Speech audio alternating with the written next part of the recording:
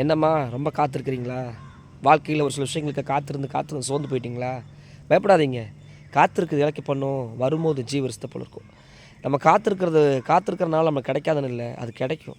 ஆனா தாமதமா கிடைக்கும். ஒரு சில நேரங்கள்ல நம்ம காத்திருக்கும்போது நம்ம அவசரத்துக்கு கை கிடைக்காது. ஒரு சில விஷயங்கள் நம்ம எதிர்பார்க்கும்போது கிடைக்காது. ஒரு சில நேரம் தாமதம் ரொம்ப நல்லதா தான் இருக்கும். தேவன் செய்தா நன்மையா செய்வார். நீ எத காத்திருந்தாலும் சரி, எதுக்கு காத்திருந்தாலும் சரி, உன் வாழ்க்கைய தாமதம் ரொம்ப நல்லது. அதனால தாமதம் வரனால கடவுள கடிஞ்சுக்காத, கடவுள திட்டாத. ஆண்டவர் செய்கிற எல்லாம் நன்மையா தான் இருக்கும். ஏசாமி உன் வாழ்க்கையில செய்கிற எல்லாமே நன்மையா தான் இருக்கும். ஒரு சிலர் ரொம்ப காத்திருக்க முடியாம ஆண்டவர ரொம்ப திட்டுவாங்க. நான் சொல்கிறேன், இல்ல உன் காத்திருக்கிறது நல்லது. உனக்கு எப்போ என்ன கொடுக்கணும்னு அவருக்கு தெரியும். உன் சூழ்நிலை அவருக்கு தெரியும்ல. உன்னை படைச்சவருக்கு தெரியும். உனக்கு எப்போ கொடுக்கணும், என்ன செய்யணுங்கிறது அவருக்கு நல்லா தெரியும். அதனால் காத்திருக்கிறத குறித்து ரொம்ப கவலைப்படாத. நீ காத்திருக்கிற அந்த காத்திருப்பை ஒரு நாளும் கர்த்தர் மறக்கவே மாட்டார். அவர் உபத்திரப்பட்டனால நம்மளோட உபத்திரத்தை கர்த்தர் அப்பவே என்ன மாட்டார். சகோதரனே, சகோதரியே, உனக்கு கொடுக்குற இந்த காத்திருக்கிற அந்த ஏதோ ஒரு நீ காத்திருக்கிற.